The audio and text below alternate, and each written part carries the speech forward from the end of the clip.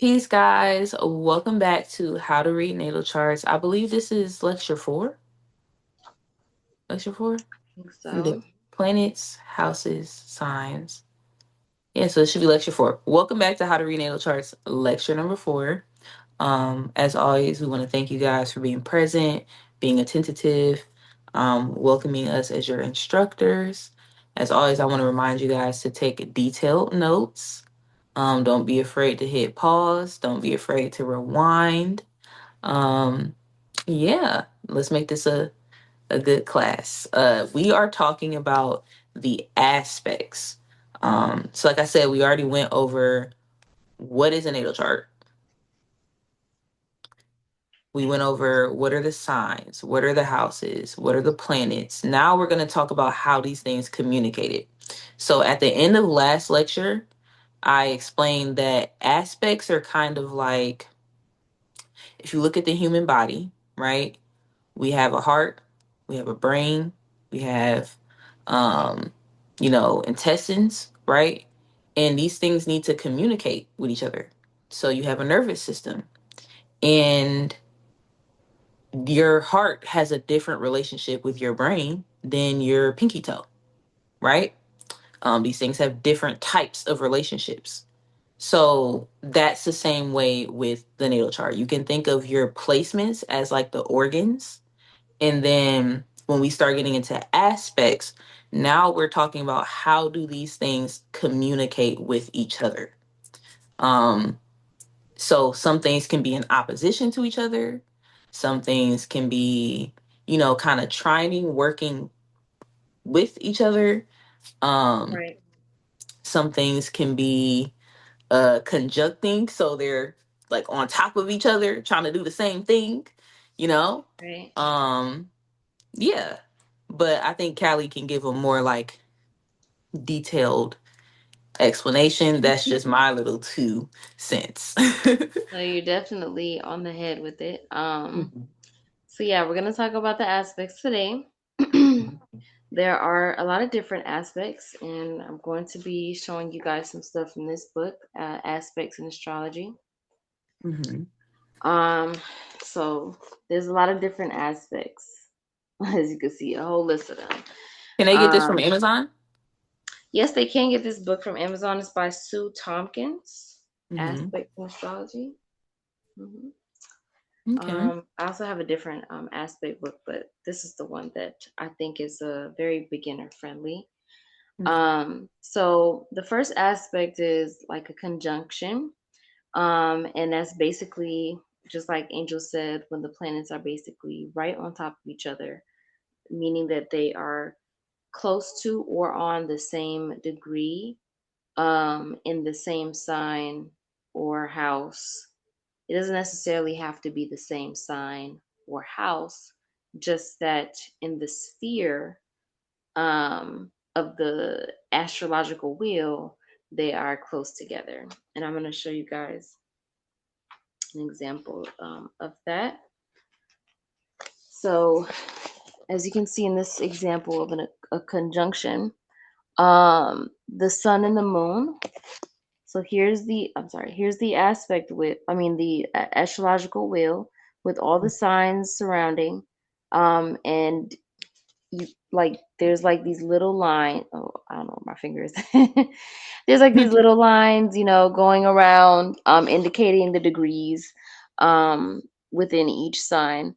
And there's 30 degrees within each of these zodiac signs, and the planets are basically traveling through this wheel, and they're at different degrees inside of these different signs, as you can see.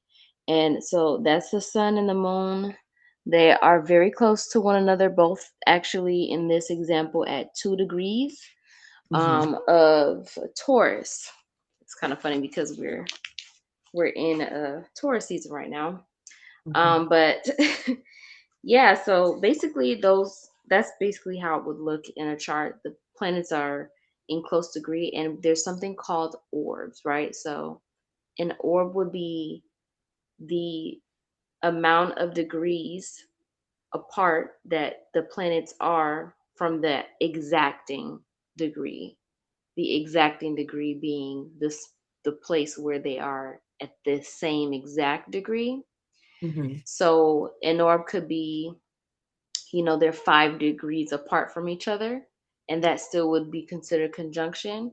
And I believe there's a lot of debate in astrology between like um, 6, 7, 8, 9, 10. Different people, different astrologers, will pick whatever degree or orb length that they want to work within. Some people are going to say it's a conjunction if it's 10 degrees apart. Some will say no, 7 degrees, so to speak.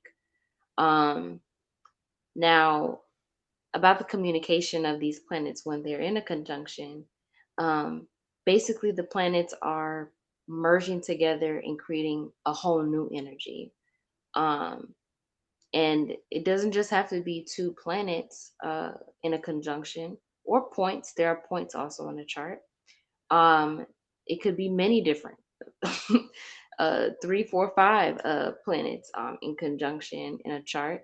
And each one of those planets are going to kind of like add to the flavoring of the energy that becomes potent in that area of the chart, whatever house it's in, whatever area of life it pertains to, or the sign, the energy that is being expressed. Um, so conjunction is just like a whole new energy. It's a merging. It's a mix of all of those elements into something new. Also, Something, it's like a shared space. It's like being roommates instead of like you have a whole house just to yourself and you can do whatever you want because you're the only ruler or you're the only inhabitant there, you know? We have right, those planets coming together. It's like we share this space together and we're roommates. right. They can't do anything without the other. They all work as one entity. So it is kind of like a marriage, really, of signs. Mm-hmm. um, That might so be better. A yeah, Mary. they Hmm. create a whole new energy. They are one.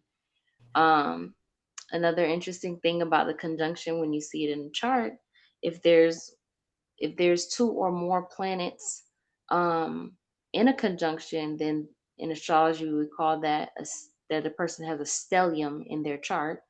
And when they have more than two planets doing, in a conjunction like that, um, we look at it like, okay, this is a big part of their personality or their persona or their energy.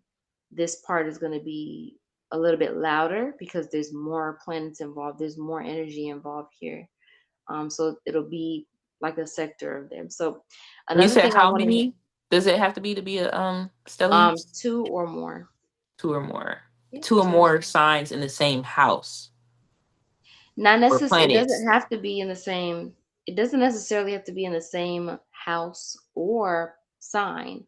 It's more about the degrees, The right? degrees. So, Okay.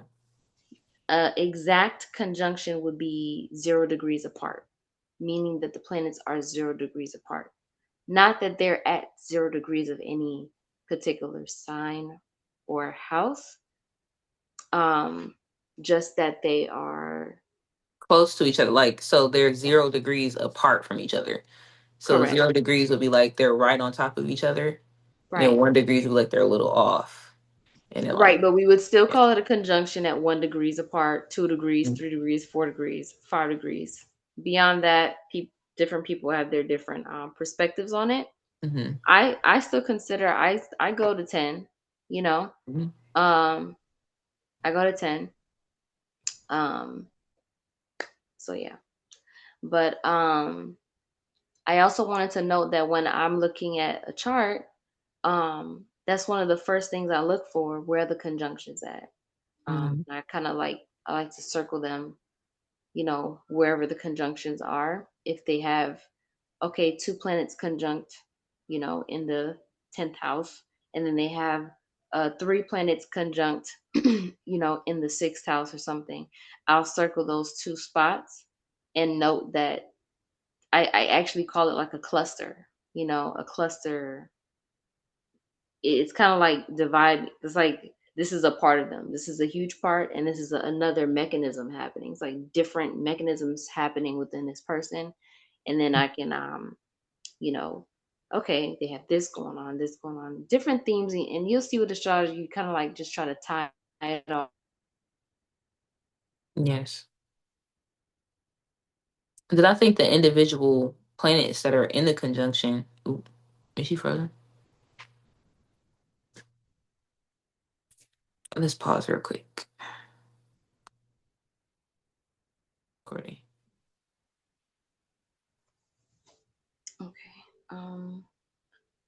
Where was I? So was I still talking about conjunctions? Yeah, you were talking about you consider it a conjunction still within 10 degrees. You go up to 10 degrees. Yes. So I go to 10 degrees. And I think I was talking about the clusters and different Yeah, you had parts just said clusters. Yeah. connecting, yeah, connecting together of the chart. So the conjunctions are the first thing that I look for because they indicate huge parts of a person's personality or persona or perspective or things or mechanisms going on within the person. And it's just really easy to like identify, okay, they have this part of them and that part of them going on. And it helps to inform uh, other aspects happening in the chart are usually going to come from those planets to other places and they affect the whole cluster. If that makes sense.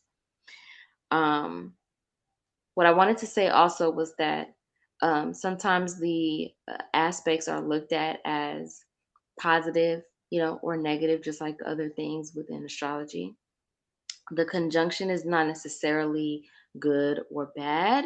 It's more of an in between type of one because it could be really good, or it could be challenging, depending on the planets that are involved within the Mm-hmm. conjunction, the aspects happening to the cluster. So it becomes a little bit more ambiguous, I feel, than some of the other aspects are more straightforward. This is easy or this is hard. Okay, so the also I wanted to know, I'm gonna also add in here the cycle of the moon and the sun because that is that is something that we see every day, something that you probably are familiar with, seeing the phases of the moon, and you probably didn't think too hard about it to know that the light that's being reflected onto the moon is from the sun. And these two planets, the sun and the moon, are going around the zodiac, where they're moving in the sky, in the sense that at different points, the light from the sun is touching the moon in a different way. Um, and the cycle of the moon also informs the aspects, right? So for the conjunction, when the sun and moon are conjunct, that is when we are having a new moon. Okay, that's when we can't see the moon. Okay, Mm-hmm. so that's I think a really good way to kind of get familiar with the aspects is to think about the cycle of the sun and the moon. If you can get that down pat, um you'll understand what's happening with these planets as well. So the sun is blocking the moon, so we can't see it. Or I shouldn't say that. The moon is blocking the sun completely, and so we can't really see the light of the sun hit the moon because we're on the dark side of the moon at that point, because they're at the same part of the sky. And that Mm-hmm. is the same thing that's happening when a conjunction is taking place. So um, I wonder what that would look like with an eclipse mhm, where the moon is blocking the sun, but during the daytime, you know? Like, I right, wonder what that would look like in the chart. right. I have to look into that. The eclipse. That is It's interesting. a random thought, y'all. No, like yeah, and eclipses are very important in astrology as well because, you know, It's times where it's like flipping the switch on life a little bit. But no, I didn't think to, I'm gonna look into that. How does that look in a chart when it's occurring? Mhm. Okay, so the next aspect we have is, so I'm gonna try to go in the order. Let me see here. The conjunction, and then we have a sextile, right? So the conjunction is when the planets are at 0 degrees or up to 10 degrees apart, right? And then when the planets are 60 degrees apart, they create a something called a sextile. And let me see if I can show you guys that one.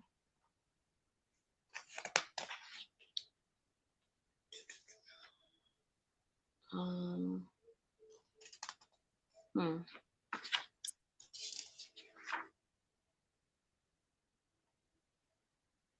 Okay, so here's the sextile. It's this one right here.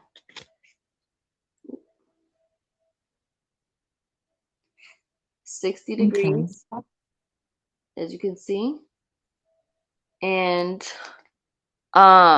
basically the sun and the moon now are two signs apart from each other, right? Which makes sense because I told you guys each sign is covering 30 degrees of that 360-degree circle. Mhm. So 60 degrees would be the span of two signs.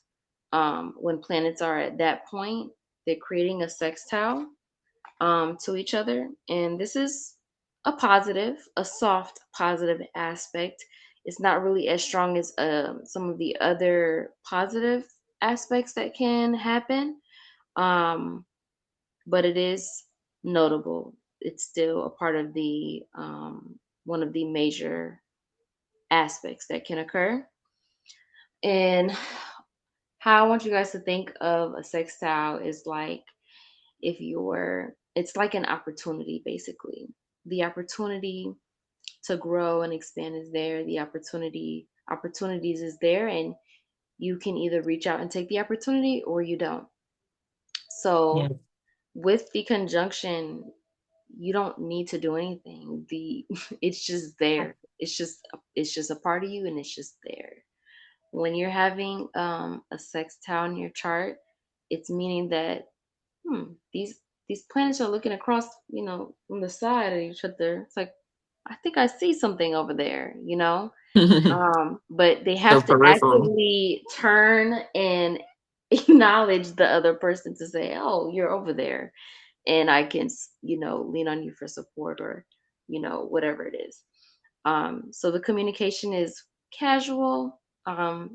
It's an opportunity to communicate, um, but it takes effort to do so, from the person, whoever's chart it is, to take the opportunity to utilize that sextile, utilize that communication point, whatever the meaning could be, of the interaction of those planets.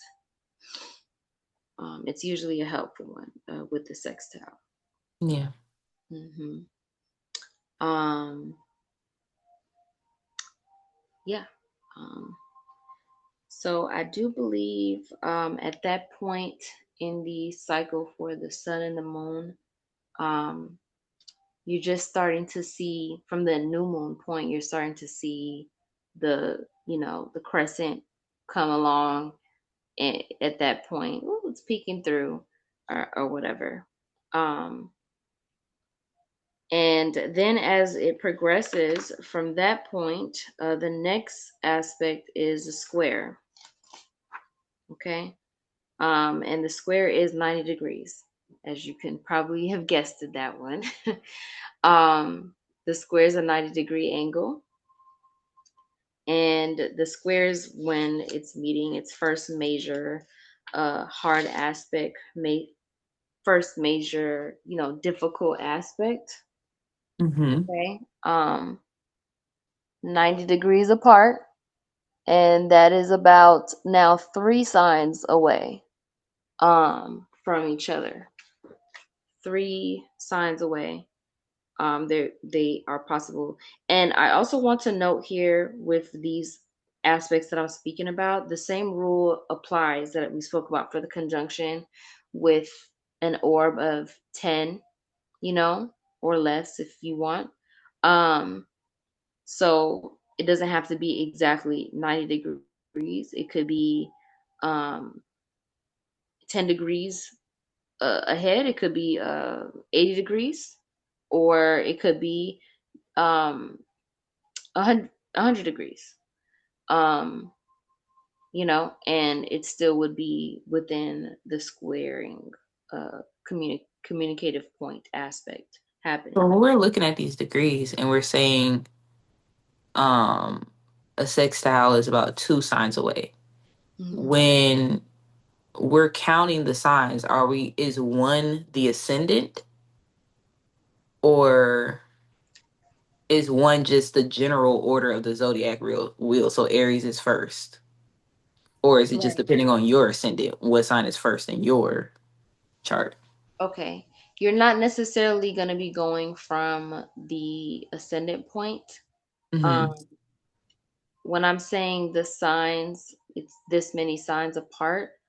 I'm just kind of giving you a easier visual probably to think of when you're looking, at a wheel like this with the zodiac. So, um, the planet doesn't have to be at the ascendant, right? This is the ascendant. The Mm-hmm. planet could have been, over here. It could have Yeah. been smack dab in the middle of Leo. It could have Mm-hmm. been smack dab in the middle of Leo, and I still could kind of measure out what two signs would have been. So then, Oh, I if it see. was two signs, it would have been like the middle of Libra or something. You know what Mhm. I'm trying to say? So it again, it all boils down to the degrees. The aspects are Degree. the That's it. degree. Yeah, Okay. but I'm just giving a visual perspective when I'm saying, um, So two it can signs, start three at signs, any point in your chart. It's just solely just the degree. degrees that the planets are apart from each other. Yeah. Mhm. Yep. Um, yeah. So Make sure y'all when take note of that, y'all. That might be on a quiz or something.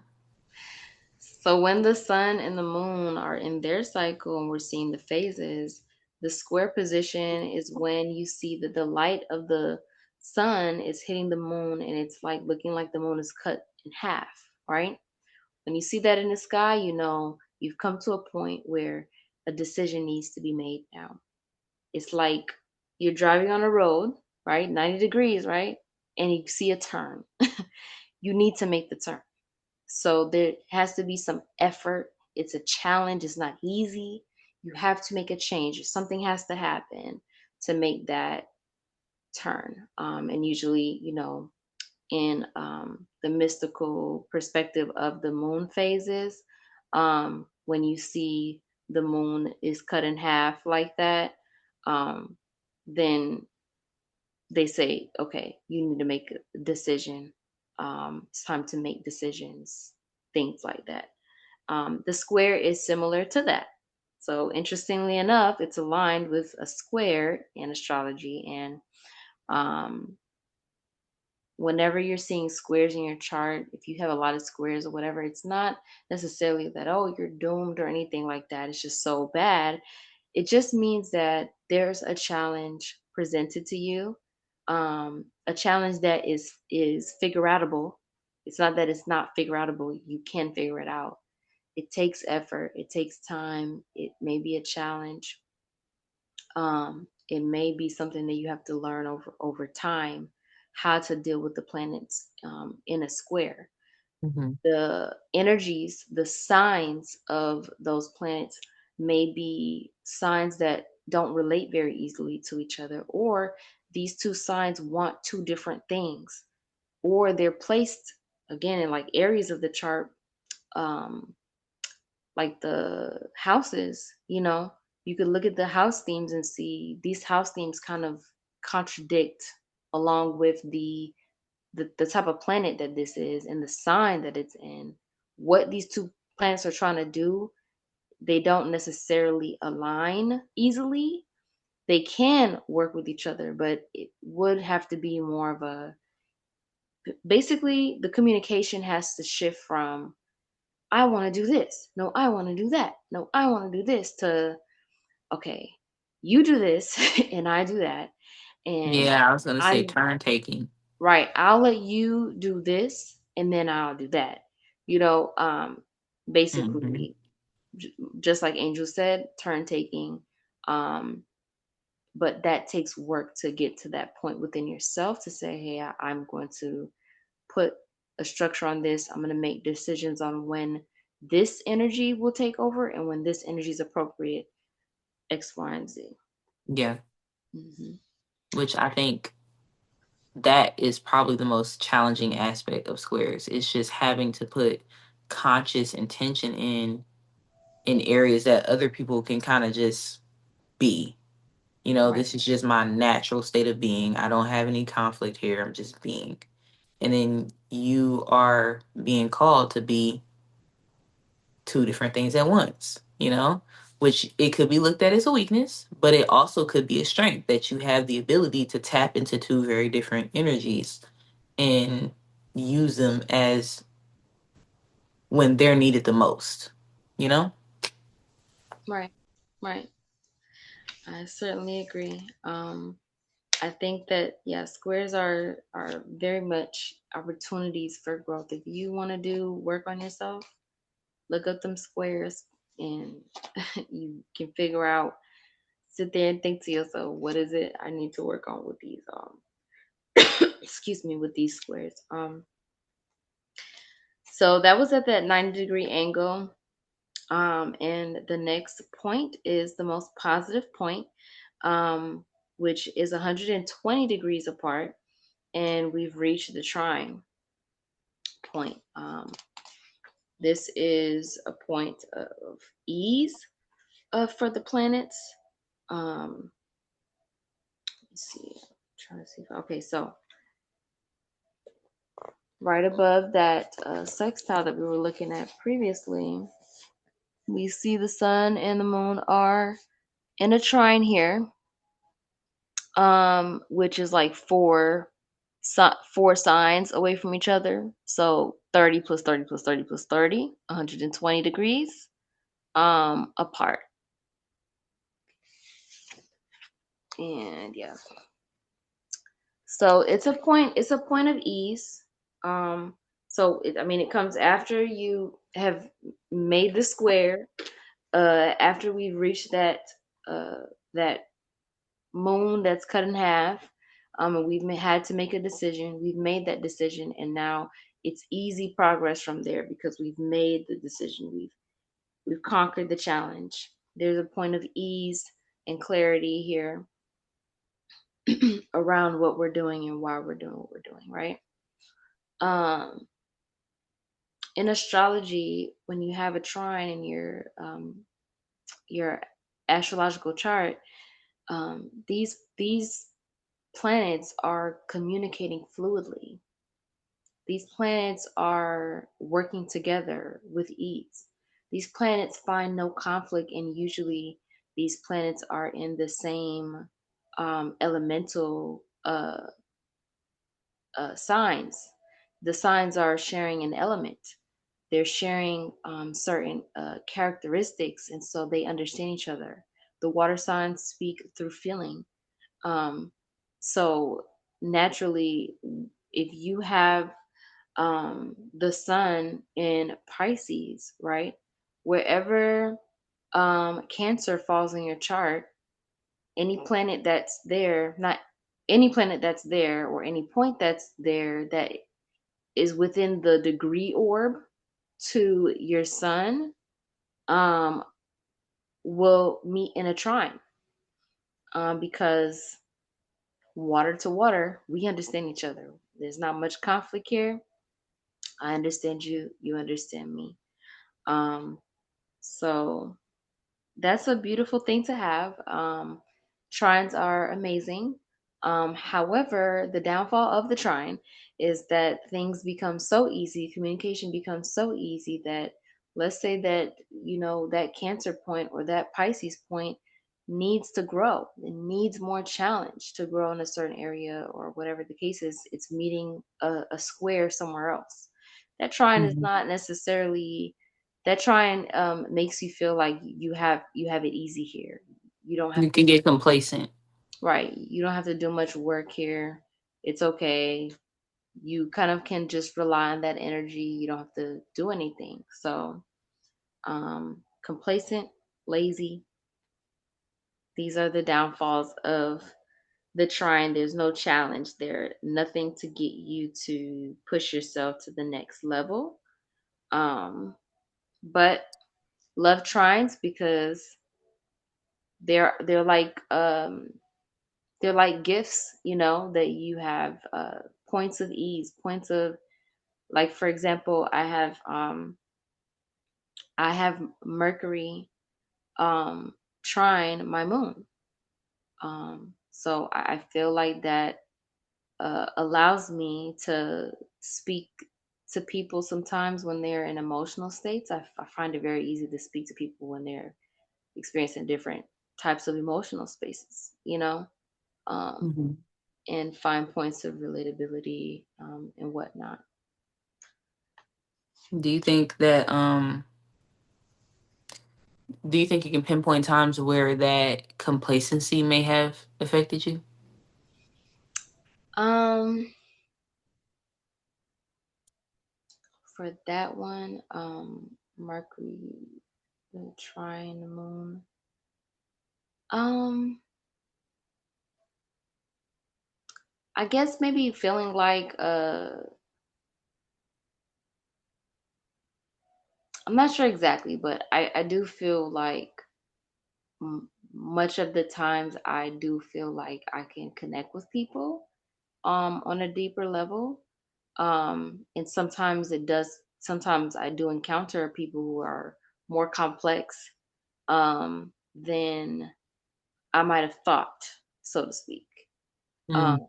and so I would meet a challenge of, hmm, this feels a little bit harder to Yeah. like I still know I have the ability to, you know, connect with them on that mental emotional level, but there's points where I might meet a point of difficulty and feel like, what? Why is that hard? Why aren't you getting me? Or why aren't you understanding? Whatever. Maybe I need to be a little bit more sensitive, whatever Yeah. it is, with my words and things of that nature. And it then I'm being called to put more conscious effort and intention into choosing my words wisely, dealing with someone softly, gauging who I'm dealing with, where they're at. So yeah, I think that was a really good question. It's like the gift is there, but you got to put effort. um, Yeah. yeah. I can see that. I Mhm. think I have a trine with my Venus and my Neptune. Mhm. Venus and Aquarius, Neptune. Yeah. Mm. I So mean, Venus is, you know, love, value, relationships. Venus is music, art, beauty. Um, Neptune is illusions and um, delusions and fantasy. So, I be yeah. delusional in relationships. And usually it works out for the best, but sometimes it's like, damn, Yeah. I was more delusional than I thought.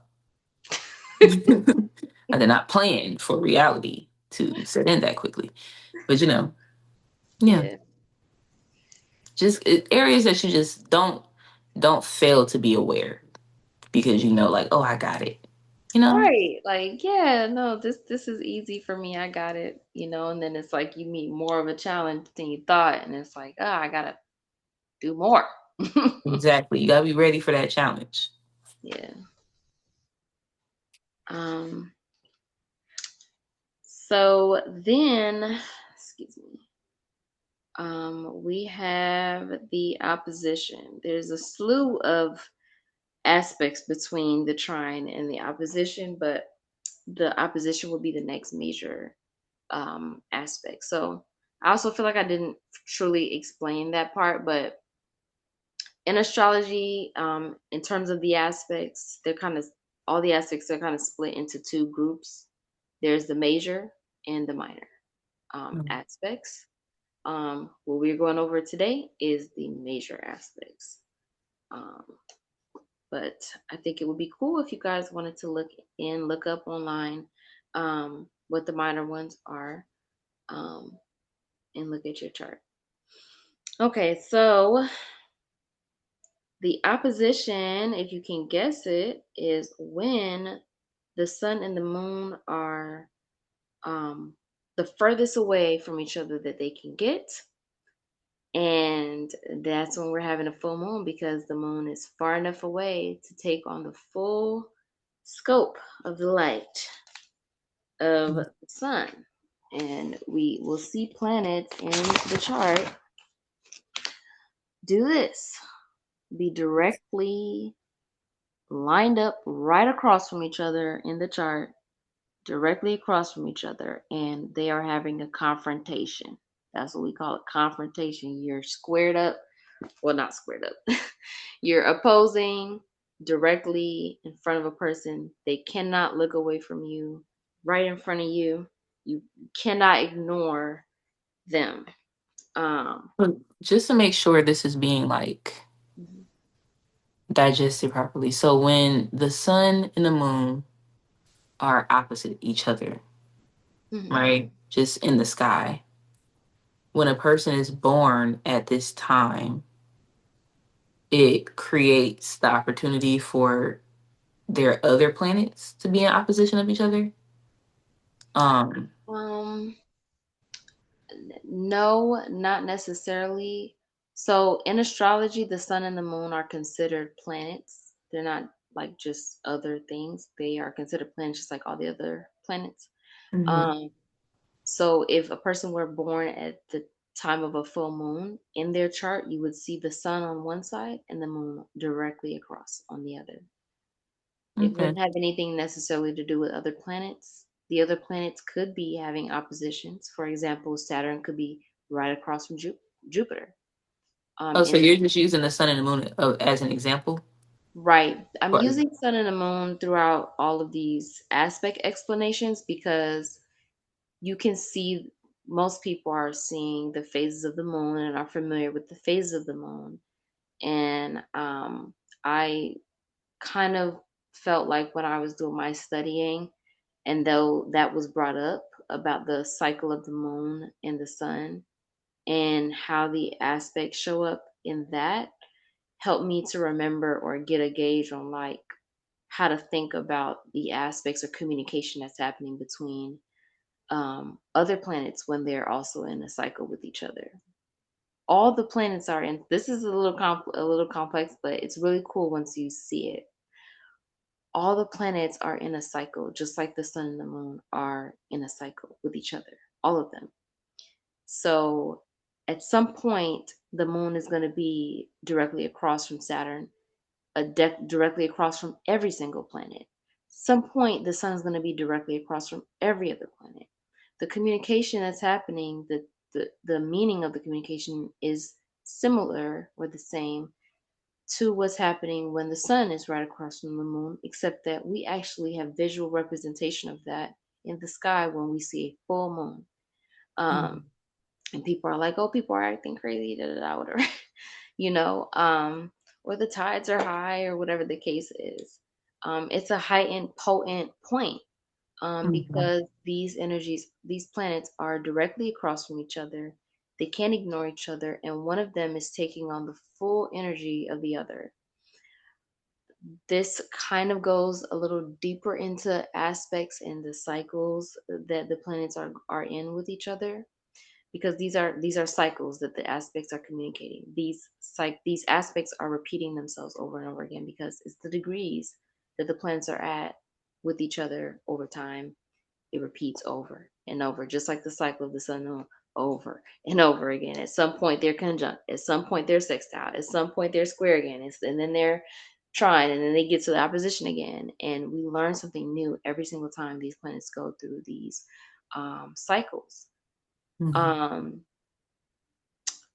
I was going to say something else, but yeah, it's a lot. But basically, no. The sun and the moon, I'm just using as an example, because the cycle is kind of visual, something that we're a little bit more familiar with. Um, yeah.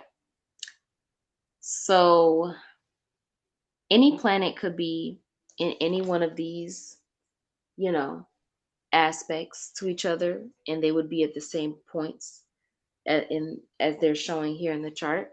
The opposition is 180 degrees from each other, which puts them directly across from each other.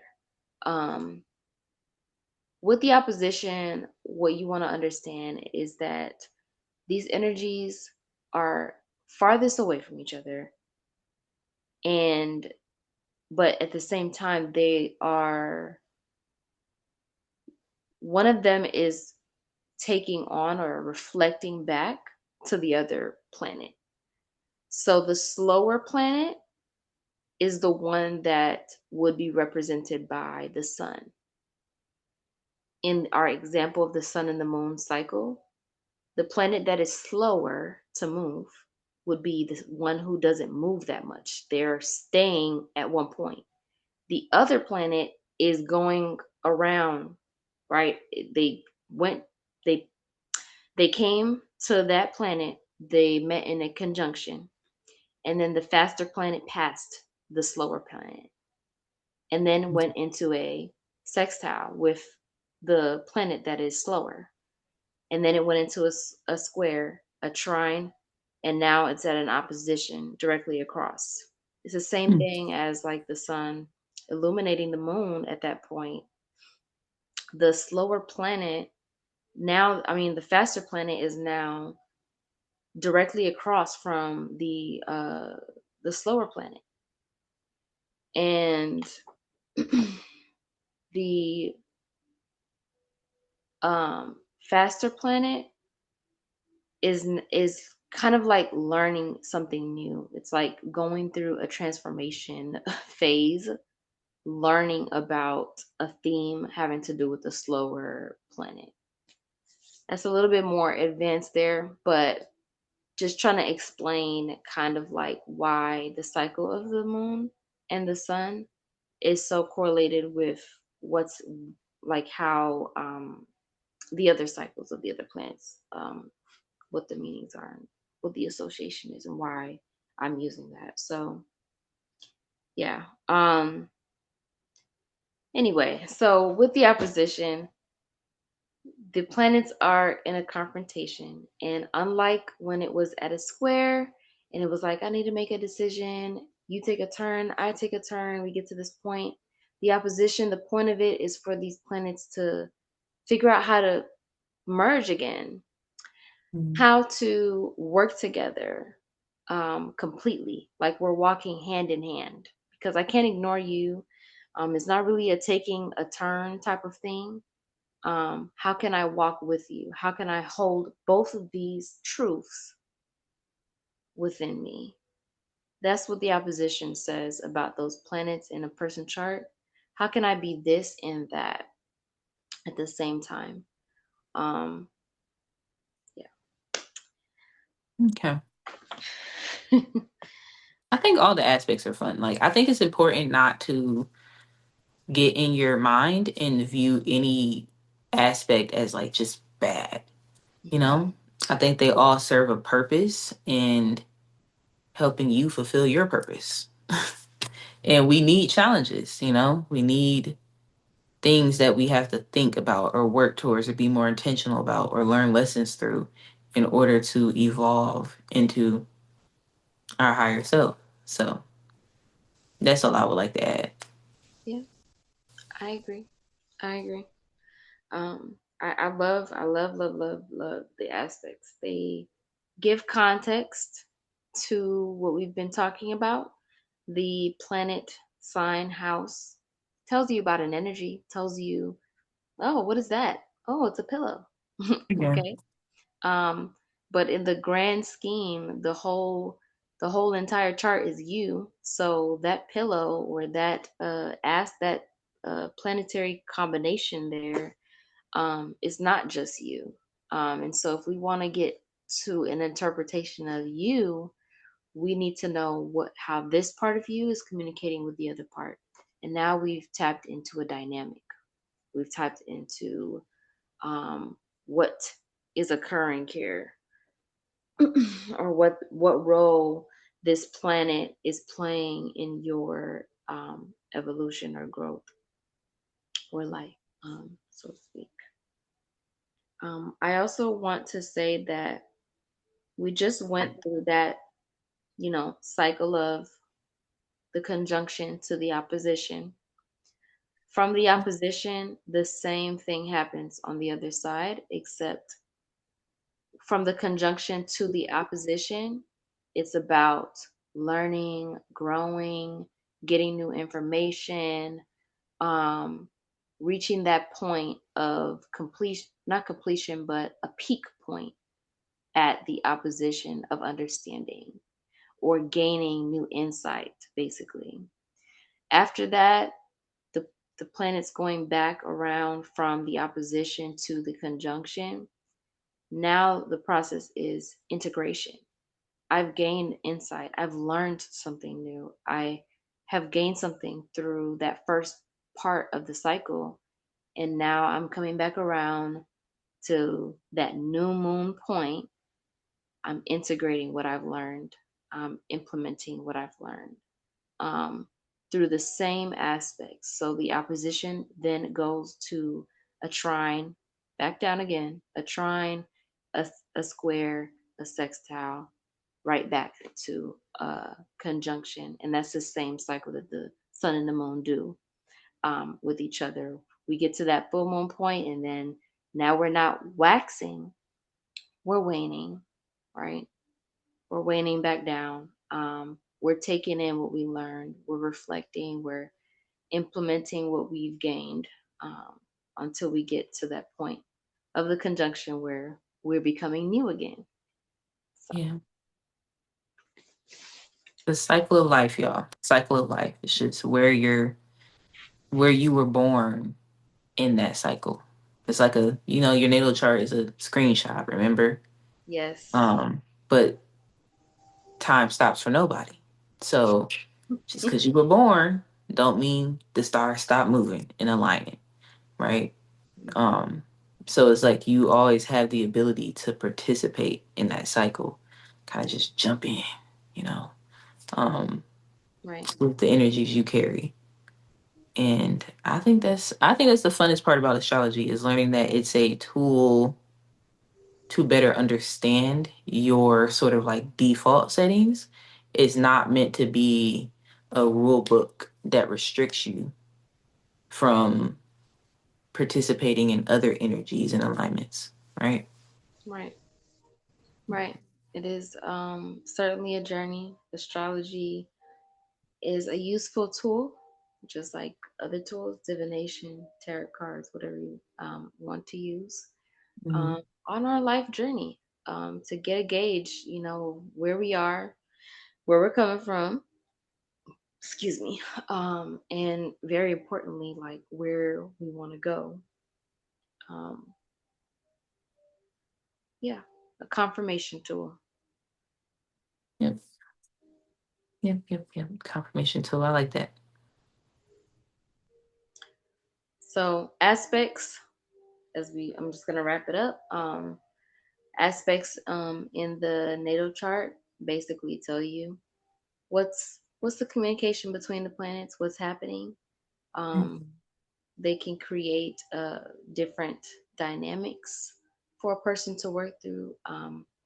There's even another level where the aspects that we just spoke about can combine together into like aspect clusters, kind of like we talked about conjunction clusters. For example, I'm just going to throw some out there. A yod, right?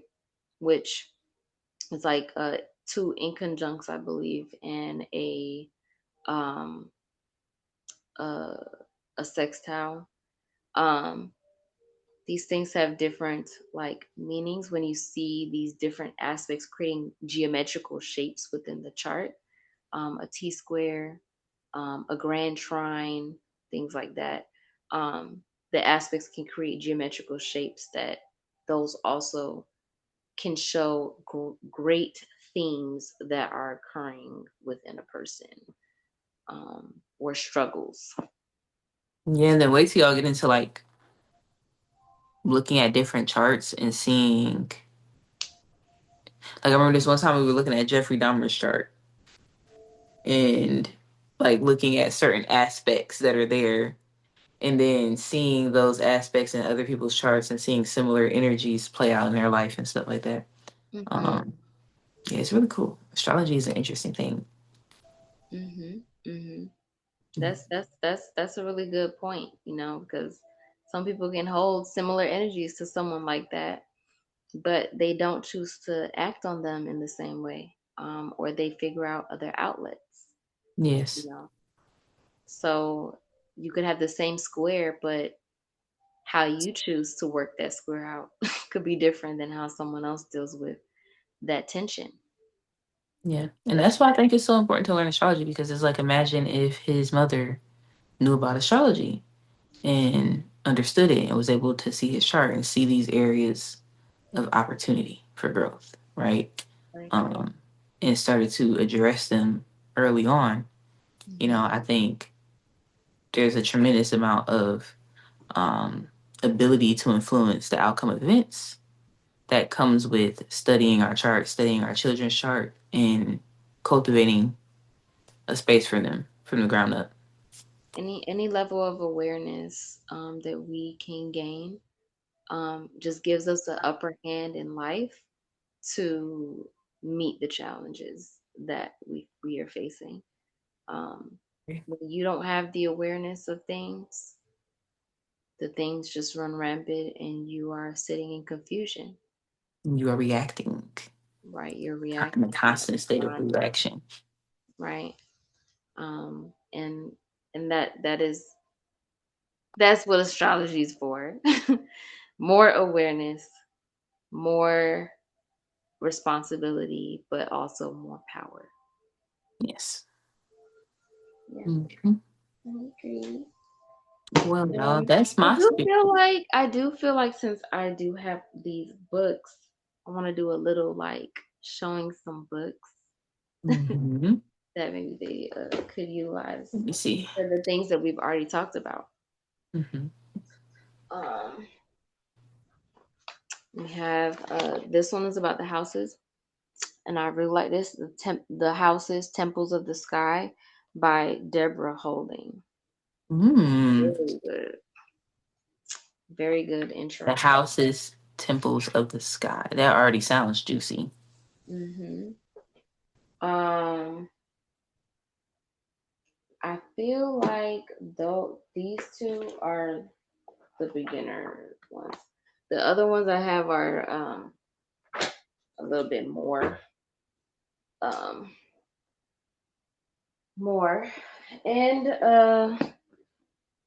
I'll show this one later when we get to that point. Yeah, some of them are a little bit advanced, but those two are really good beginners if you just want to learn about the aspects and the houses. I'm about to get them myself. Shoot. Highly recommend it. Highly recommend. Yep, yep, yep. I'll remind myself to put the links in this section so that you guys can easily kind of click on it and go grab them if you want to. Um, hmm, matter of fact, hmm, I don't know. I'm thinking maybe in the future, I might, assign an essay or a some type of project that involves one of the books. We shall see. That would be dope. See how I was about to be real easy on y'all, and then I suddenly felt diabolical. I'm done. Hmm. You could make this spicy. We gotta make it spicy. I'm That's definitely gonna do it, the especially if I end up getting the book. Oh yeah, you guys will. You guys will participate. the spice is where we get to learn in life. So Mhm. Yeah. get on. Well, y'all, as always, I want to say thank you for showing up, being present, being attentive. Um, y'all, that's my spiel. Did you have anything to say, Khalii? No, thank y'all for your time and See you next time. see you next time. Peace. Peace. Boop, boop.